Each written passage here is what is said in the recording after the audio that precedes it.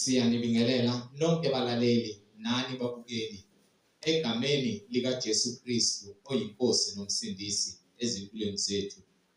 Kubo bonke abantu abalalele izwi lenkosi uJesu Kristu, siyanxusa ukuba nithathe amabhayibheli enu njengamanje nilalele ivangeli lombuso wezulu, lapho kushunyayelwa khona ukuphenduka nokuthethelelwa kwezono nokubhabhadiswa egameni likaJesu Kristu. Kulabo abalalele abafisa ukubhabhadiswa, nalabo abanemibuzo mayelana neBhayibheli, nalabo abanofakazi, uJesu Kristu yena yedwa oyinkosi nomsindisi esekunikezile ubufakazi ukuba ubuthule kuzo zonke izindlebe ezilalele ezimisele ukuzwa ebungcweleni naseqinisweni ngobufakazi bakho, ukuba nonke nixhumane nathi kule mininingwane esoyishiya njengamanje. Ngizoqala nge-email address ethi izwilenkosi.ujesukristu@gmail.com, izwilenkosi.ujesukristu@gmail.com, noma i-cellphone number noma i-WhatsApp number la ningakwazi ukuxhumana nathi khona ethi 066 566 9245, 066 566 9245. Izintumayelo nezimfundiso ziyatholakala zonke ku-YouTube, lapho ungahlala khona phansi uphethe iBhayibheli lakho, ulalelisise, uhlolisise imibhalo engcwele nathi, kube ngabe lokhu okuzwayo ushunyayezwa khona, ufundiswa khona, kuyafakazelwa yini imibhalo engcwele. Ku-YouTube uzosearcha uthi izwi lenkosi uJesu Kristu, izwi lenkosi uJesu Kristu. Ungakhohlwa ukusubscribe, ungakhohlwa futhi nokupressa i-notification button, ukuze ngaso sonke isikhathi uzoyithola izimfundiso eziphilileyo eziholela eqinisweni nasemgcweleni ngokufakazelwa imibhalo engcwele. Ungakhohlwa nokusherisha i-link nabo bonke abantu obaziyo, ikakhulukazi labo ohlanganyela nabo ngaso sonke isikhathi, lapho nihlanganyele khona nifakazelana ezimfundisweni zenu ukuthi uJesu Kristu uyinkosi nomsindisi, ukuze wonke umuntu omaziyo ahlolisise imfundiso ngokwemibhalo engcwele, izwi lenkosi uJesu Kristu. So ku-YouTube shareisha i-link nabo bonke abantu obaziyo, izwi lenkosi uJesu Kristu, izwi lenkosi uJesu Kristu. Ake sigobise amakhanda, sibonge ubaba wethu osezulwini osiphile nalesikhathi samanje ukuba sikwazi ukuzwa izwi lakhe liyona lodwa eliyimbewu yoqobo. Ake sigobise amakhanda sikhuleke. Baba wethu osezulwini, malingcoliswe igama lakho, umbuso wakho mawufike, intando yakho mayenziwe emhlabeni njengasezulwini. Usiphe namhlanje isinkwa sethu semihla ngemihla, usithethelela amaqala ethu njengokuba nathi sibathethelela bonke abasonayo. Ungasingenise enkingweni, kepha usindise kokubi, ngokuba umbuso ungowakho, namandla nenkazimulo kuze kube phakade. Amen. Balaleli nani bazalwane, yamukelani umfundisi uMhlengizodi ozobe sihola ngokwemfihlakalo yemibhalo, umoya ongcwele ekhazimulisa isibani sezwe uJesu Kristu oyinkosi nomsindisi. Amen.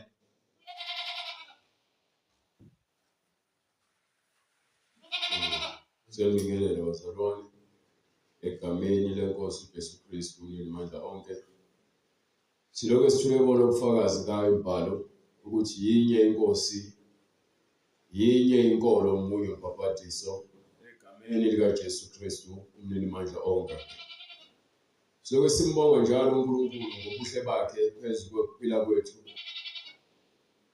lokhu asenzele kona ngamandla akhe ukuba sikwazi ukuvuka inyama isahlangene nomphefumulo. Ungekona ukuhlakanipha nokwazi kwethu, kepha kungumusa wakhe. Namanje silokhu simbonga, sidumise igama lakhe, yena yedwa ohlakaniphile nokwazi konke, nokuphila kuhleli kuye. Siyambonga uNkulunkulu ngomusa wakhe asenzele wona. Manje kuze kube isikhathi sokugcina, siphinde sibonge uNkulunkulu ngabaprofethi bakhe abangcwele, sibonge uNkulunkulu ngabapostoli bakhe abangcwele, sibonge uNkulunkulu ngendodana yakhe yona yodwa ethumele emhlabeni ukuba izoba umhlatshelo wokusindisa kwethu, okumanje sibiza yona ukuze siphile, ukuba yona ingumnini wokuphila, ubaba osezulwini wayinika amandla onke, ukuba wonke amandla kaBaba ahlale kuyo. Ngegama likaJesu Kristu siyasindiswa ngokuba ukuphila okuphakade kubuye, ukufa okwahluleka ukumnqoba, wanyathela uSathane ikhanda lakhe. Okumele nathi silwele ukuba sikwazi ukunqoba uSathane, simfake ngaphansi kwezinyawo. Ekungeke sakwenza ngamandla nokuhlakanipha kwethu, kepha sidinga umoya kaJesu Kristu ukuba uphile kithi. Ingakho le ncwadi ithi mawubekini lomqondo wokuKristu. Bese iphinde futhi igcwalise ukuthi sonke umuntu osesindisiwe useyisidalwa esisha. Konke okudala kudlulile. So imisebenzi obuyenza lemisebenzi elingamfakazela uNkulunkulu uyenza noma uyicabanga noma uyiphila iyadluliswa. Kuthi lapho ikufica khona imisebenzi ifuna ukwadlula ikwephuce ilungelo lakho lokudla emthini wokuphila, ukhale kuNkulunkulu ukuba kusindise ngokuba uthi impi ingeyakhe. Ziningi izizindlo nemizamo kaSathane ayibekayo nemigibe endleleni yokukholwa kwabazalwane belinde uJesu, ezama ukuthi abagudluze endleleni noma ezindaweni lapho bemiswe khona. Kepha ngoJesu siyanqoba. Asizilweni thina impi ingekamoya. Amazwi esiwanikiwe iwona asinqobela konke esibhekana nako, lapho khona izilingo zingaphezu kokuqonda kwethu. Kepha uJesu umnini mandla onke uyalwa. Uma sikholwa sime ekukholweni kuye nasekuphileni ngamandla akhe, ngokuba amandla akhe ayizwi esiliphathisiweyo ukuba siphile ngalo. Ngaphandle kokunqoba kukaJesu akho nsindiso. So insindiso ivela kuJesu, yena yedwa ongumnini mandla onke nongumnini wokuphila. Ayikho enye indlela esingasindiswa ngayo.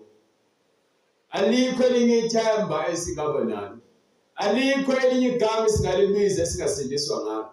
Sebewabizile wonke amagama awanako ukuphila. Wonke amagama abawazamayo awanako ukuphila. Ngabe ukhuluma ngogobela wakho, inyanga yakho, noma isangoma sakho, noma umthakathi wakho, uzofa njengawe. Ngabe ukhuluma ngoShembe, ubiza uMaria, uze ubiza uLehanyana, bonke bafile abakaze bavuke ekufeni njengoJesu. Azange bakwazi ukunqoba ukufa. Ngabe uthi uJohane uMbhapatisi, ngabe uthi uMpostoli Paul, akukhathalekile ukuthi ngabe uthi ubani, akekho owavuka ekufeni kubona bonke ngosuku lwesithathu. Izwi likaNkulunkulu eliphakade elivela emaphakadeni, elingenasiqalo elingenasiphetho, lona lingisiqalo nesiphetho. Ingakho incwadi ithi-ke ulizwi wayekhona ekuqaleni. Ulizwi wayekhona ekuqaleni. Akukho okungaphambi kwezwi. Uthi hayi iBhayibheli lapha abantu babhala ngamandla kalizwi, babhala izwi. Glory to God. Hallelujah. Babhala ngezwi.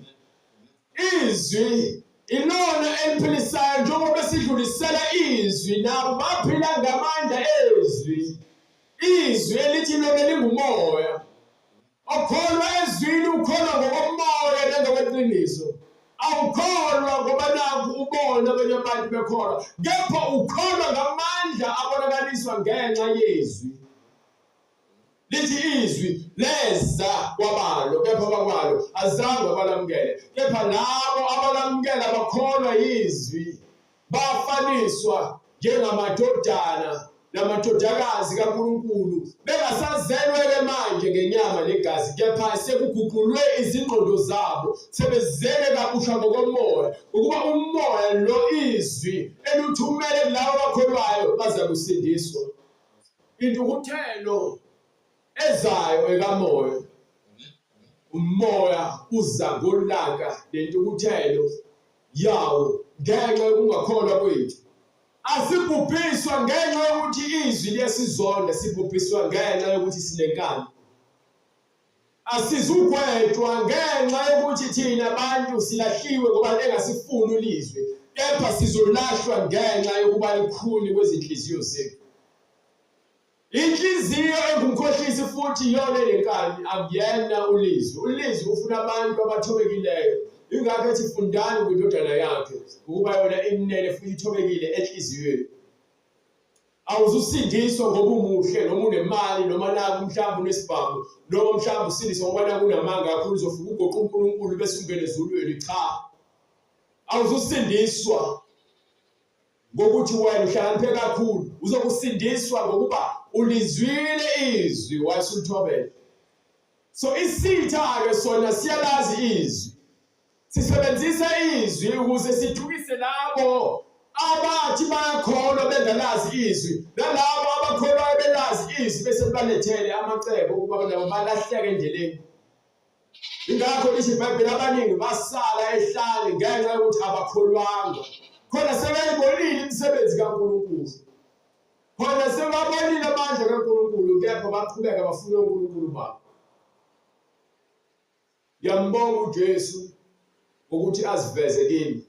Angiziphakamisi ngalutho kepha ngizaza ngine emncane ukuba uJesu ngisindiswe ngomusa wakhe. Ngabe angikaze ngisindiswe ukuba bengobona umusa. So insindiso ivela ngomusa leqiniso.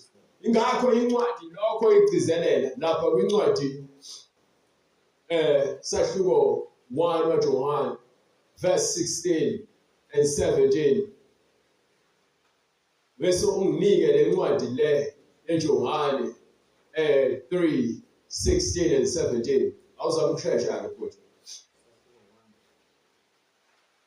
Incwadi yokuqala kaJohane isahluko 1 verse 16. Ngokuba konke obusezweni inkanuko yenyama. Incwadi kaJohane sahluko 1 verse 16. Ngokuba ekugcwaleni kwakhe samukele sonke umusa phezu komusa. Ekugcwaleni kukaJesu ngomusa leqiniso sesithole umusa phezu komusa. Ngokuba umthetho wanikezwa ngoMose. Ngoba uJesu njengoba ngisindiswe ngomusa angisindiswanga ngenyama yokuthi ngihlabe imhlatshelo noma khona engikwenze kahle. No, ngitholakale ngiyisoni. Ngase ngivuma izono zami emva kokukholwa ngamazwi angisolayo ngavuma ukuthi ngiyisoni. Ngenxa yomusa othi lowo ovuma izono zakhe uyakusindiswa. Ngavuma amacala ami uma ngizwa izwi kaNkulunkulu lisola inyama yami nenhliziyo yami engumkhohlisi. Angisindiswanga ngenxa yokuhlakanipha kwami, ngisindiswe ukuthi ngizwile ngase ngizithoba. Abantu abaningi abasindiswa ngenxa yokuthi-ke bakholwa imisebenzi yabafundisi.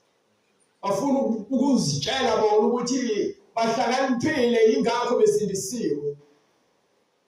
Ukusindiswa akusho ukuthi uhlakaniphile. Kusho ukuthi wena utholakala unephutha wavuma amacala akho wasethi uyathethelela amacala akho. Kanti kwenziwa yini uJesu enza lezo zinto phakathi kwabantu ababili? Kubaningi akuyena bodwa kepha-ke lapho ngizowaveza kwincwadi eJohane. Kepha kwincwadi yaMathewu uhamba atshela omunye athi-ke izono zakho ziyathethelela. Baze bamangala ukuthi-ke ubani lo othethelela amacala abantu nezono zabantu? Wayezenza uNkulunkulu. Yini uJesu ufuna ukusikhombisa ukuthi uNkulunkulu obukuyena uzofundisa ukuthi uNkulunkulu uyathethelela amacala ethu. So ngalesikhathi usindiswa, usindiselwa ukuba nendlela obukade uyihamba engalungile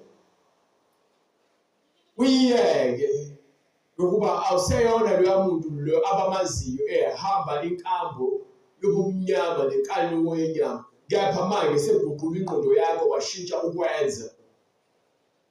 Mehamba imoto uyisusa iyaduma. Imoto ayihambi ingazange ize ifakwe igiya.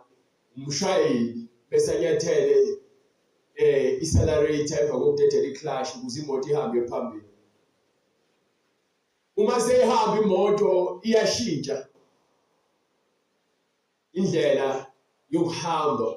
Ihamba fast iphinde ihambe slow. Kepha ukuze ihambe slow yenziwa umuntu oyishayelayo. Umoto iyashintsha i-direction uma umshayeli eshintsha i-steering. So nawe uma kukhona umoya kuwena okushayelayo uyangena kuwena qala ukwenze ukukhombisa ukuthi usukhona bese uyakuthatha ukuhambise umoya. Ingakho uJesu athi-ke niyezwa ukuthi umoya uyavunguza kodwa uya ngalapha. Akithi siyabuza umoya uyavunguza ukuthi uvelaphi uyaphi asazi. Kanjalo-ke nomoya okuthina iwona esingawazi ukuthi ungena nini, kepha wona uyaziveza bese ukhona ukuthi sengifikile. Ngeke uze ungene ngenkani, kepha uzabe ukungena ngokuba wena uvumile ukuzwa ukuthi wena uyiso. So indaba inokuthi thina sithethelelwe amacala ethu uma siwavuma. Lokho kugcwaliswa izincwadi ezahlukahlukene eBhayibhelini. Kepha iBhayibheli liyala ukuthi uqhubeke uhlale emanyaleni osususiwe kona. So lezi ndaba lezi zamaphasika, izindaba zoNew Year, izindaba zazo zonke izinto enizenzayo nizenzela ukubukwa.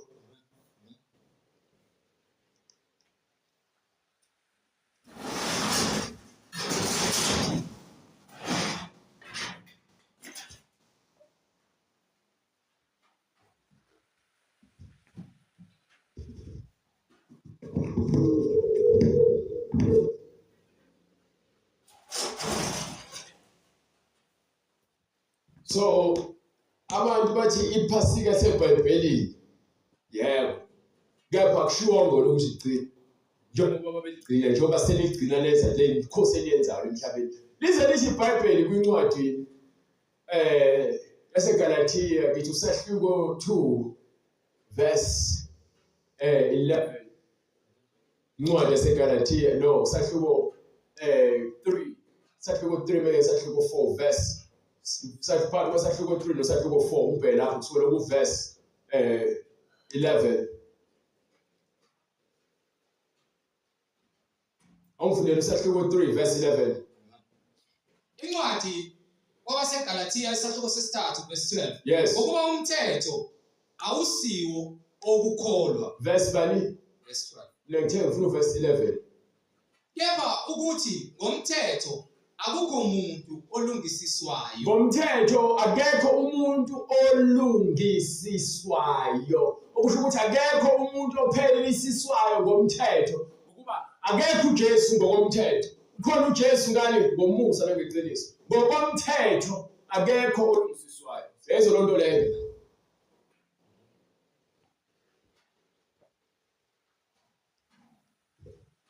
Lokho kusho ukuthi umthetho awuphelelisi umuntu, kepha umthetho uyabambisa ukuze umuntu apheleliswe yilowo obeza kufika. Akekho obeza kupheleliswe ngekho uJesu. Ingakho kukhona abapristi nabo baphelele bamangale kwe-altar benze lemkhosi. Yebeliwe lo mkhosi bazoyenza. Kepha uJesu uza kufakazise nencwadi yaseKorinte izithi thina iphasika lethu uJesu. Iphasika lethu uJesu. Okusho ukuthi uJesu asenzi lokho okwenziwa abantu emhlabeni ukuthi babe nezinsuku ezintathu abazigubhayo. Lokho kwabantu lokho. Thina kuthiwa masenze lokhu ukumkhumbula yini isidlo sakusihlo. So lezi zinto lezi abazenzayo manje imikhosi yabo le iBhayibheli elimelene nayo ukuthi abantu bagcina izinsuku nezinyanga namasabatha neminyaka begubha lezi zinto, kepha lezo zinto azinamsebenzi. Verse 10. Ngokuba bonke abemisebenzi yomthetho baphansi kwesiqalekiso. Bonke bethiwa bangaphansi kwesiqalekiso kusho ukuthi inyama ibiqalekisiwe njengoba kuqalekiswe abantu inyama ibiqalekisiwe. Kepha ngenxa yokuthi ninenkani nihola abafundisi abanenkani futhi nani niyawathanda amanga nezinganekwane zabo, nincamela ukwenza imikhosi, nigube imikhosi engenakho ukuqonda kwayo. So angikwazi ukuthi mina ngizothi hayi iBhayibheli ngoba nangu babegcina iphasika kuthiwa ngigcine nami. No, Testament elisha alikho ngisho usuku kuthiwa ngigcine khona iphasika, alikho. Bathi ngenxa yongabi nakho uqonda abantu benza izinto bengafuni ukufakazelwa iBhayibheli. ukuba lenyanga leli igcina ngayo iPhasika ifakazelwa eBhayibheli. Cha. Lo suku leli igcina ngalo iSabatha alifakazelwa eBhayibheli. Cha. Lo Good Friday wena lo awufakazelwa eBhayibheli. Awukho Good Friday eBhayibheli.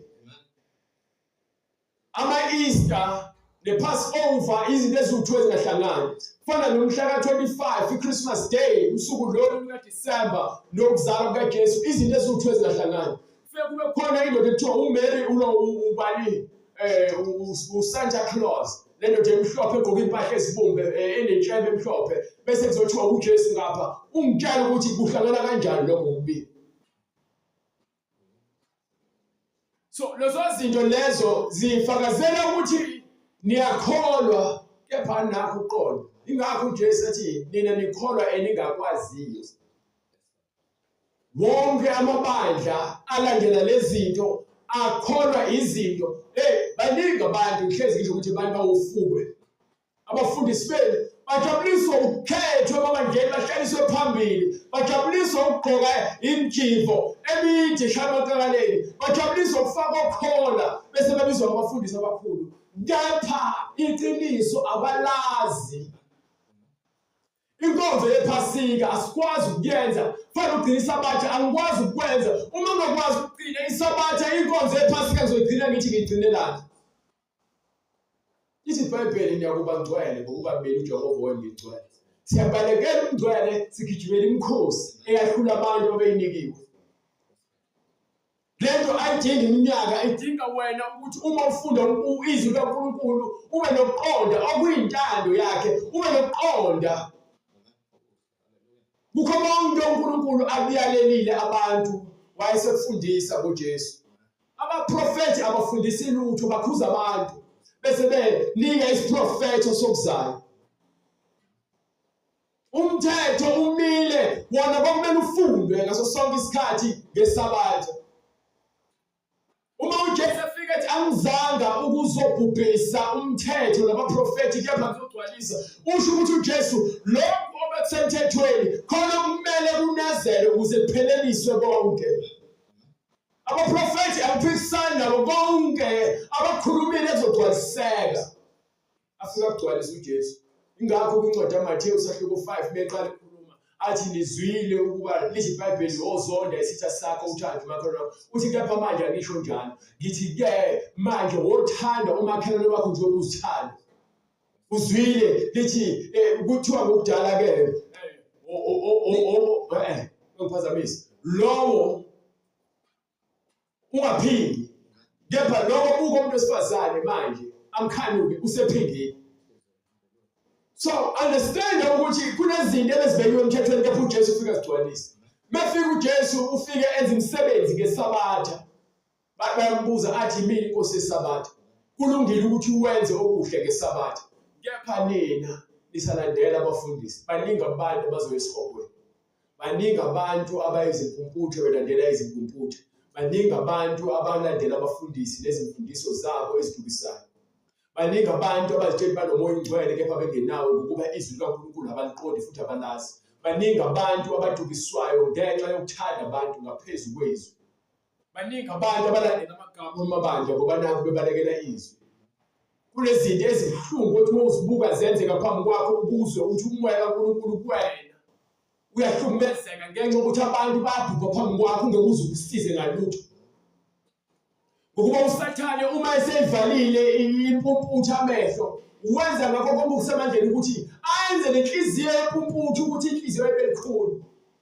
Ingakho nabaFarisi babezitshela bahlakaniphile bayazi. Ingakho uJesu athi-ke lapha kwincwadi yaJohane isahluko 9 ekhuluma ngokuthi sebebuza abanye bethi nathi usho ukuthi impumputhe yini. Athi ukuba nina benivuma ukuthi aniboni ngabe nini izono zenu ziyasuswa nina. Ngenxa ukuzitshela ukuthi nina niyabona. Iyona lento eyenza ukuthi izono zenu zingasuswa kunina. Ayikho into ebuhlungu njengokuhamba uyokhonza kepha izwi kaNkulunkulu ungalazi ngokuba iyona nto ezokufaka esihogweni leyo. Akusizi ukuya esontweni uye ekhwayeni noma ngabe kuthiwa uyokwenzani uma uyohlanganyela. Uma izwi kaNkulunkulu ungalenzi uye esihogweni nakho konke lokho. Ukuba ayikho into ezosindisa ngaphandle kokuthi uma sizwe izwi kaNkulunkulu silenze. Sithethelelwe izono uma sihlukane nazo. Asithethelelwe izono ukuba siqhubeke sizenze. Umusa kaNkulunkulu awusho ukuthi ke wena uma utshela ukuthi ngiyaxolela bese uqhubeke wenze lento embi. Umusa kaNkulunkulu ukuthi phenduka, yeka ukwenza okubi, funda ukwenza okuhle. Umusa kaNkulunkulu lo. Kepha thina sinenkani, ingakho ngithi ke into ebuhlungu ukuthi ke sizongena esihogweni ngenxa yenkani. uMoses umuntu mekadonile bekuthiwa uma khona ofakazi ababili noma abathathu abeze bazokubeka izandla bafakazi bambonile lowo enza bese igama liyapheleliswa. Bese lowo umuntu agwetshwe ngokugxotshwa ngamandla noma ashiswe noma alengiswe emthini. Ingakho kuthiwa uqelekisiwe lowo olenga emthini ngokuba inyama elenga emthini betholakala inecala. So nayo inyama kuyalenga emthini ingenalo icala ukuze ifakazele ukuthi akuyona yonke inyama elenga emthini enecala, khona abasebehlulelwa ngendlela engafanele. Ingakho uNkulunkulu wazela emhlabeni ukuzothatha ubukhosi nokulunga ukuthi akufake eJesu ukuze ngoJesu siyazi ukuthi lo ophilela uNkulunkulu nokuphila okuphakade ukufa ngeke kuze kube nawo amandla kuyena. Ngokuba abaningi bezitshela ukuthi bahlakaniphile baphendula umthetho kaNkulunkulu bawuphica bafakazela amanga ukuze ke kubonakalise ukulunga komuntu okuhlula ukulunga kaNkulunkulu. Ukulunga kwakho ngeke kudlule ukulunga kaNkulunkulu. Ingakho ngikhenza ngitshela abantu ukuthi ungakholwa kuze kweqe. Kholwa njengoba uyaleliwe kuthiwa kholwa. Ungakholwa uzozibona ukuthi ungcono nabanye abantu. Ungakholwa uzibona ukuthi ulungile nomunye umuntu. Ungakholwa ukuthi ubukela abanye abantu phansi. Kholwa uzibone wena ufanele ukulungiswa uNkulunkulu kuphela. Yena into engikholelwayo leyo. Kubuhlungu ukuphila neziwula. Kubuhlungu ukuphila nabantu abanenkani. Kubuhlungu ukuphila nabantu abawukhandela emtshelo kwakhe. Kungcono umuntu owaziyo into ayenzayo kunomuntu ongayazi. Ngoba umuntu into angayazi ukhuluma ucabanga kwakhe uzubona ukuthi lento ayikho ngokomoya. Usathana umsebenzisayo. Uyamcindezela ukuthi aqhubeke abe isiwula kakhulu. So indaba yokusindiswa kwakho ayikho kumina. Isekutheni wena uma uzwa uyalalela yini. Esikoleni abantu bafeyilisa ukuthi abalaleli. Emakhaya abantu bayaphuma benze imikhuba bebetsheliwe indlela efanele aze athi umzali mntanami angikukhulisanga ke nje kanjena uyithathe plan ngenxa ukuthi akafuni ukulalela. So le nto ongalaleli hayi ukuthi iya ngokuthi wena uzalobani, iya ngokuthi wena inhliziyo yakhe injani. Ukuba utshela into manje phambi kwabantu bonke ngale kusithekeni wenze lento engafunakala ugcwalise ukuthi inhliziyo yakho vele ayifuni ukulalela. Embusweni kaNkulunkulu silashwa ukuthi inhliziyo zethu zikhulu. Asilashwa ukuthi uNkulunkulu unenkinga nawe. Cha, uNkulunkulu into angayifuni isono. So uma unikwe izwi ukuthi ushumayela unikele izwi ukuthi wena ushumayele umelane ephambene nentando kaNkulunkulu.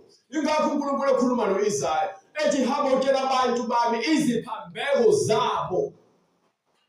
Nifuna ukutshela ngeziphambeko zenu. Nginale ngqondo ukuthi hayi ngeke uNkulunkulu ozongilaya ungabashuleli. Angikwahluleli wena ngiyakutshela ukuthi le nto ehamba yakuyona.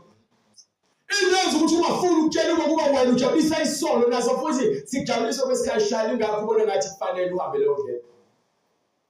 Abantu abanenkani kakhulu akubona abantu abangakholwa yila abantu labo abakholwayo abaphikisana nezwi lentando kaNkulunkulu. Ibona abantu labo abanenkinga. Ayikho into engayikhuluma ngomuntu ongakholwa ngoba akazi lutho lo muntu uyimpumputhe lo muntu. Umuntu onenkinga yilo othi uyayazi indlela kepha behamba ehlathini. Uyena umuntu onenkinga lo. Yilo muntu othi uyakholwa kepha engafuni ukwenza amazwi kaNkulunkulu. Ngoba yini? Kuyena lento ekuthiwa ukufunda ukuqonda nokuthobeka ayikho. Umfundisi wami obandla lami. Umfundisi wami obandla lami kuphela into abayaziyo. Lokho kuyintando kaNkulunkulu abakufundi futhi abakwazi. iyona-ke lento eyenza ukuthi abazalwane abaningi bayisihogweni. And vele sizogcina khona esihogweni uma singalaleli. Lokho into engekwazi ukuyibalekela ngoba kubhalwe phansi eBhayibhelini. Uma lithi iBhayibheli izembe libekiwe ezimpandeni, kulezo zihlahla ezingatheli izithelo ezifanele zizakushaywa phansi ziphoswe emlilweni. Ukuphoswa emlilweni ubuye esihogweni. Uma uphuma esihogweni uyechibini lomlilo lwaphakade hambe uyosha khona. Kumele uphinde uthole insindiso. Ukuba insindiso ingakho iBhayibheli lithi-ke mfunde manje esanokutholakala. Uma mfuna manje esanokutholakala, uma uzwa umusa kaNkulunkulu ufika kuwena, awuziqhenyi, awuzigqaji. Phezu kwakho konke uNkulunkulu akubekela kona. Kubekele nje umusa. Ingakho bethiwa lesiphiwo ngeseli sabantwana benu. Uyakunikwa into yamahhala, into ebiza ngaphezu kwale mali nale moto nayo. Isiphiwo sikaMoya Ngcwele esibiza kakhulu. Uma lithi iBhayibheli umusa kaNkulunkulu usanele sonke, okusho ukuthi wonke umuntu uma evuma izono zakhe ukuba uNkulunkulu uthi akathokozi ngokufa kwabantu. Sikakhulukazi-ke kulaba bambi akathokozi. Ngokuba yini abantu bakhe balokhu beyongena ebumnyameni, balokhu beyongena ekweni. Kunabantu abazibiza abafundisi abasazothetha amacala alabantu laba ababaholela kuphi ebumnyameni. Qaphela obadlalayo. Mina ingakho into engibizela abantu. Thatha iBhayibheli lakho ulivule. Ubheke ukuthi konke esifundisayo kufakazelwa neBhayibheli. uJesu akashintsha. uJesu izolo ekhuluma izwi elilodwa nabafundi bakhe ehlane. uJesu namhlanje njengoba ngikhuluma nawe. Nakusasa uzobe sa uJesu. Ngeke azashintshe.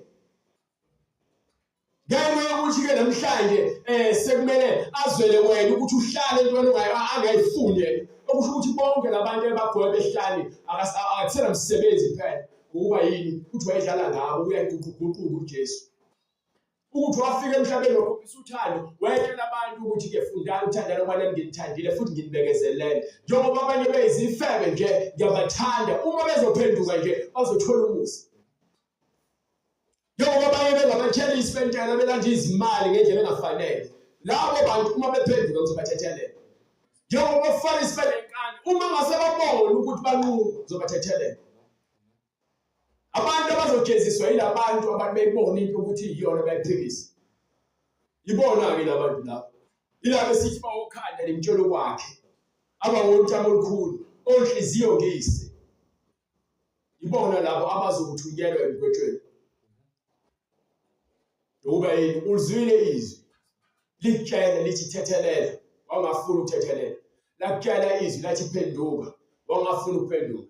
Lakutshela izwi ukuthi-ke zisindise, wangafuna wena ukuzisindisa. Wakhetha wena ukuba nenkani. Kwesinye isikhathi uzizwe sengazi ukuthi umuntu uyamthuka umuntu eliqiniso, uzofisa ngisho ukuxolisa kanti no. Usathane ufuna ukuthi wenze ukuthi le qiniso othi ukhuluma kulona uphinde futhi uthi hayi ngiyaxolisa ngikhuluma iphutha. Ungakhuluma kanjani iphutha liqiniso? Ungaxolisela kanjani iqiniso? Iyodwa into engaxolisela ukugcoba ezizwaneni ngingaqondile. Kepha uma ngiqonde ukukutshela iqiniso njengoba kusho kwembhala, ayikho into engathi ngiyayixolisela. Ngisho ungathatha umhlaba ngezipilini ungibulala ungishisa. Uma ukuthi lo ngikhulumile kweqiniso, inyama ibuhlungu. Ubuhlungu benyama besedlulile umphefumulo wami usukhululekile. Mhlawumbe ngicabanga ukuthi ukufa ile nto noma sowufile ube buhlungu ngoba nakubulawe ngomkhondo lo. Akukhathalekile ukuthi ufe kanjani. Into ebalulekile ukuthi ekufeni kwakho kuhambe kanjani. Mhlawumbe into abantu abangayiqondileyo. So uma uzama ukumelana nalomsebenzi engikwenzayo noma uzama ukuvimba lokho engikwenzayo, awulwi nawo. Uthi umbhalo lapha kwincwadi yase-Ezezo sahluko 5. Sahluko 5 noma sahluko 3. Incwadi Ezezo sahluko 3. Kusukela ku-verse 25. Ningamadodana abaprofethi, nawesivumelwano uNkulunkulu asenzayo nawoyihlo, ethi ku-Abraham, ngenzalo yakho iyakubusisa imindeni yonke yomhlaba. Inzalo yokulalela akhuluma ngenzalo yenyama kuphela. So ngenzalo yakho abantu abazolalela ngoba abanye abangalalelanga zange base balethe isibusiso balethe isiqalekiso phezu kwabo. uNkulunkulu useyivusile inceku yakhe. Yes. Wayithumela kini kuqala ukunibusisa. Wethumele kubani kuqala? Kulabo ababekhethiwe ngenxa Abraham. Ngokuniguqula kuba yiloyo naloyo kini ebubini bakhe. Yayizindaba. So umuntu ubizelwe ini? Ukuniguqula Yilo nalowo ebubini bakhe. wena uma uzonda mina ngenxa lento engishumayelayo angikwazi ukubulwisa, anginawo amandla. Ukhona ozobulwisa noma ozokwenzela umusa ukuvuleka amehlo ukabili. Kunokwenzeka uma uthola umusa, kunokwenzeka uthola umusa. So angifiseli umuntu empilweni yami okubi. Inhliziyo yami angifuni idlinze ngokubi ngenxa yomuntu ongizondayo noma omelene nalo msebenzi. Lo msebenzi okaNkulunkulu angikwazi ukulwela. Umsebenzi wami ukumemeza nje ungibone ngimemeza. Ngiphongoloza ngimemeze ngempela futhi. Yenze ngokusemandleni ukuthi lento le engizwile ngiyayidlulisa. Kuba uma ngasayidlulisi ngenxa yakho kusho ukuthi ngigwala. Lithi yini umuntu angayizuza ukuthi abe sethele bonke abantu ukuthi bamlandele kepha lahlekele ukuphila kwakhe. Yini ongayinikela ukuhlenga umphefumulo wakho? Ayikho. Uthi uJesu lo osaba ukuthi afakaze ngami nami ngiyomphika phambi kwaNkulunkulu. So angikwazi ukuthi ngizophika umsindisi wami ngenxa yomuntu ofana nawe. Baningi abafana nawe ababezama ukumela nomsebenzi kaNkulunkulu. Lize lithi iBhayibheli labantu bayekeni labantu labo ukuba bazofana ukuthi ngimele noNkulunkulu. Uma kukulo umsebenzi abona wabo bazophela. Nakufuna ngabe ngizitshalo ukuthi uma ngewona uNkulunkulu umsebenzi ngeke ngize ngiphumelele. Ukuba kuba ngithunywa nguyena. Kepha uma ngithunywa uyena uNkulunkulu, uyena uzophumelela emsebenzini wakhe. Uthi kwincwadi yokuqala kaSamuel sahluko 17 verse 47 ivala ngayo lo ncwadi le.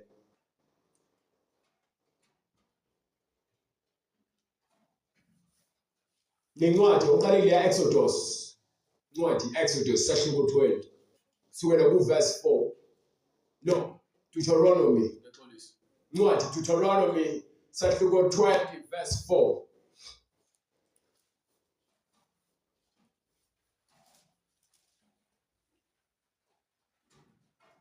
Ngokuba uJehova uNkulunkulu wakho nguye ohamba nani. Ubani ohamba nathi? uJehova uNkulunkulu wakho. Ubani ohamba nathi? uJehova uNkulunkulu wakho.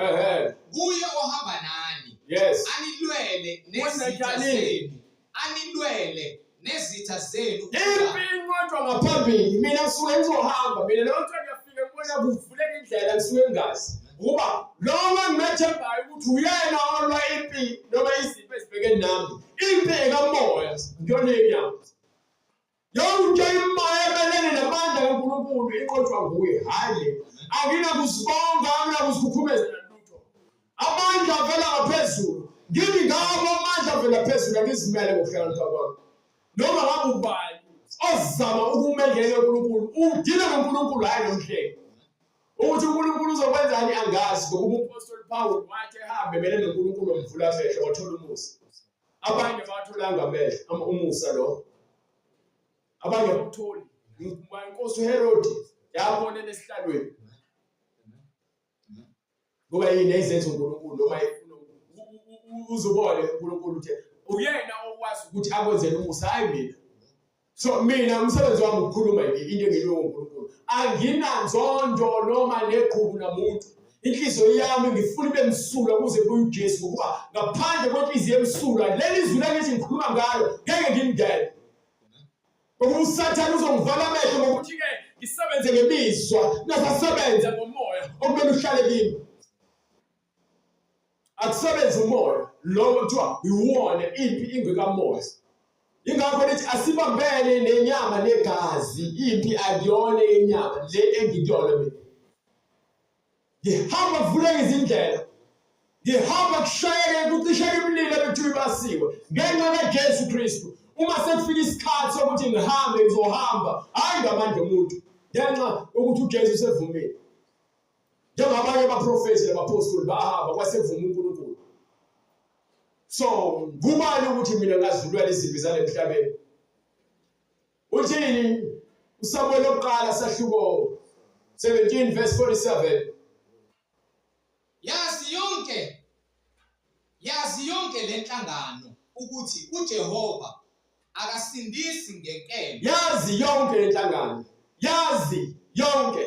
Fanele nazi ngiqonde ukuthi uNkulunkulu akasindisi ngenxa ukuthi ke uyabulala ngenkemba leyo iphathayo. Nangomkhonto Noma ngomkhonto. ngokuba ukulwa Kepha ngokuba ukulwa kungokukaJehova. La emhlabeni ayikho impi engayinqobe ngangifaka ezulwini ngenyama yami. Nginqoba ngokuba uNkulunkulu kenze intando yakhe yena bese eyangulwela. Lezo lonto leyo. So uma eyisivikelo sami bonke abafuna ukuphila babalekela kuyena ukuba yini bafuna ukuvikeleka. Izwi loNkulunkulu nje lilodwa. Fika umuntu ezengolaka ezokuthuka ufika uthi nje kulungile.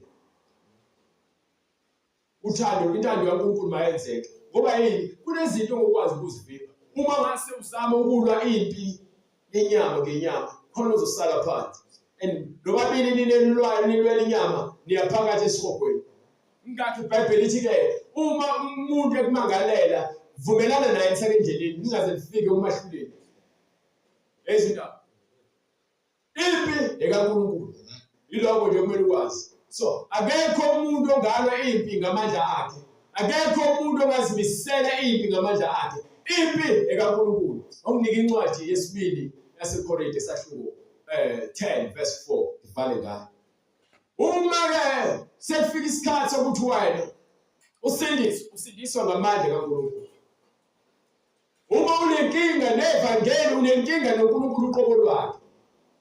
Khona lo muntu ongakwazi ukuthi ame empendleni kaNkulunkulu. Cha nakaye. Ukhona lo muntu onganqoba uNkulunkulu. Cha nakaye. Yezindaba Limbhalo Incwadi yesibili kwabaseKorinte sahluko 4 verse 8.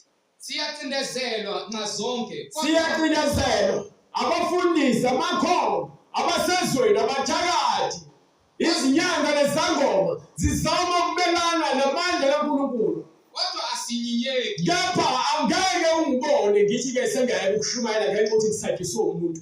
Angisabiswa umuntu osenyameni njengami.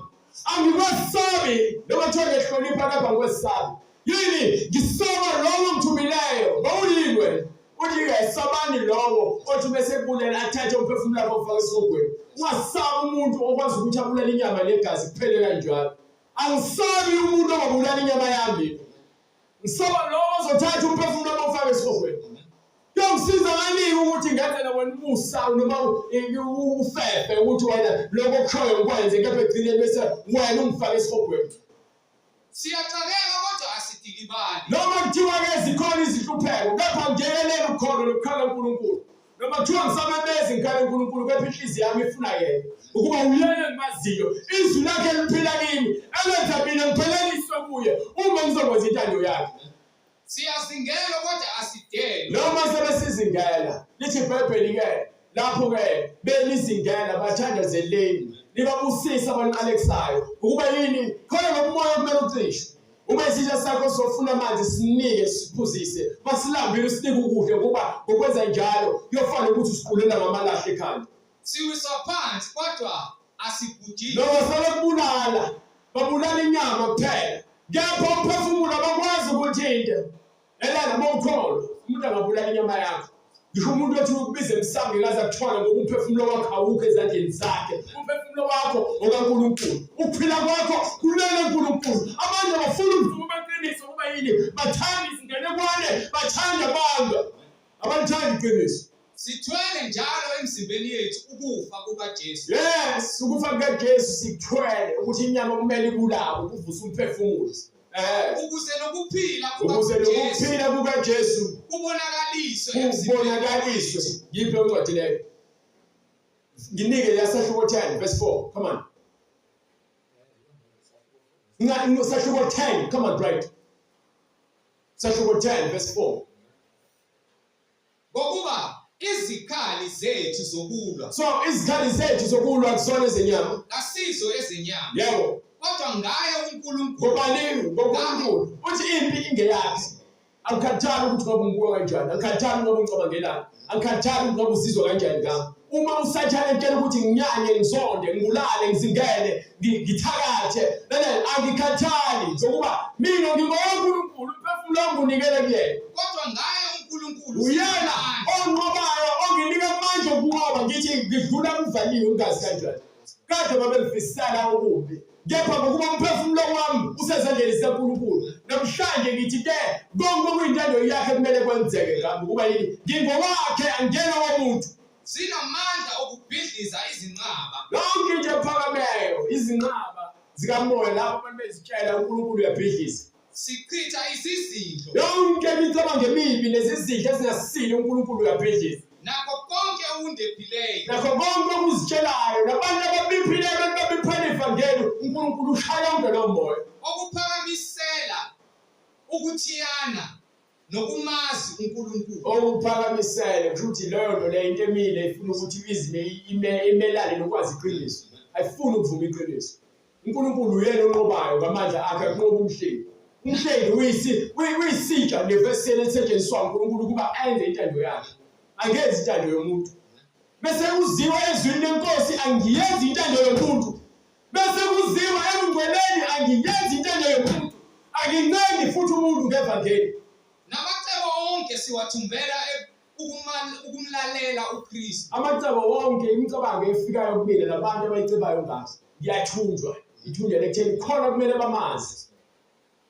Basebekwenze konke bakuceba konke kepha khona kumele bamazi. Lokho kuphela okuphila kwethu.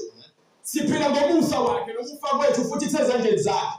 Futhi silungele ukujezisa ukungalaleli konke. Silungele ukulunga usho ukuthi wena namanje ukulunga ukujezisa. No.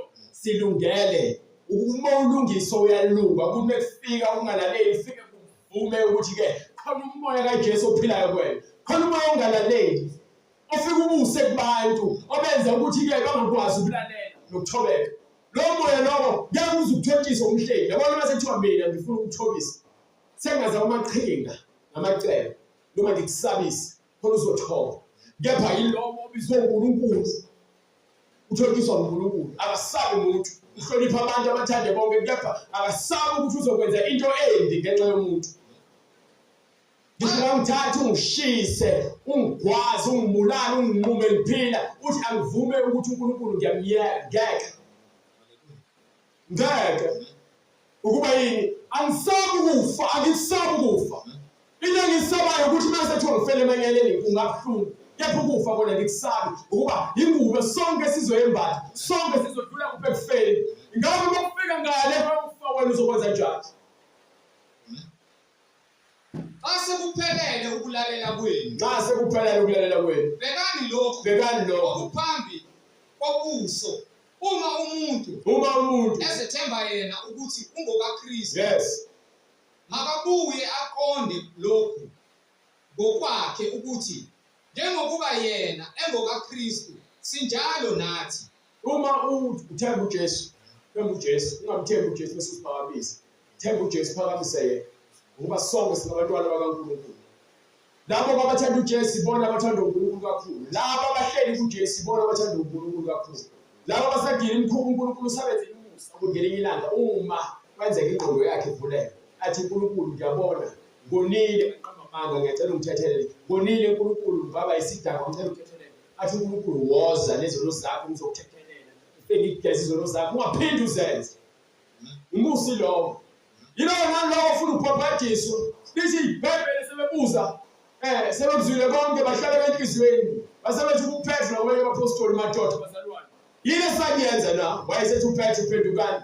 Yilona nalowo aphaphathiswe. Yes. Egameni likaJesu. Bona yakwangeliswa isiphiwo sikamoya wengcwele. Ukho ukuthethelelwa kwezono. Ayikho into ungayenza. Uma ungaphenduka uyesogweni. Uma uphenduka uyasindiswa. Uzokubona izulu.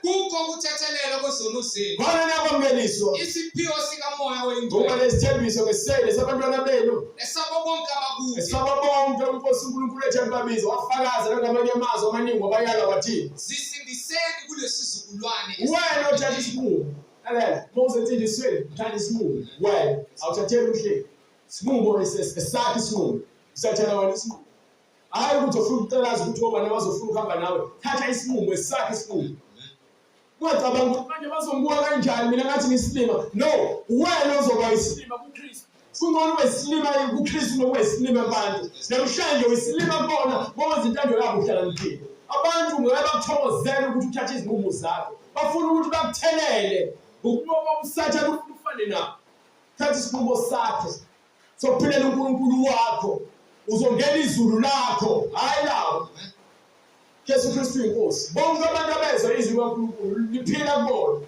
befuna ukuphenduka befuna ukubhabhadiswa egameni lika Jesu Kristu bangakusithinta ngemininingwane leyo ibonayo noma izwi ngobusa kaNkulunkulu siyakufinyelela kini nibhabhadiswe egameni lika Jesu Kristu kukhokhethela kwezono zenu khona nekwameliswa isiphiwo sikamoya oyingcwele njengokusho kwemibhalo ugcwaliseke konke uJesu Kristu inkosi siphinde sibonane uNkulunkulu evume umgqibelo likababa sifane nomkhuleko Baba egameni lenkosi yethu Jesu Kristu, uNkulunkulu onamandla, mayenziwe intando yakho Nkosi Jesu. Wena ukwazi ukuhlolisisa izinhliziyo zethu nezimpilo zethu. Wena wedwa uNkulunkulu ozile ngaphansi kwezwi lakho ukuba izinhliziyo zethu Nkosi zivuleke, izindlebe zethu Nkosi zivuleke, namehlo wethu kamoya ayibone inkazimulo yakho ezile Baba wethu osezulwini. ngoJesu Kristu yena yedwa oyinkosi nomsindisi.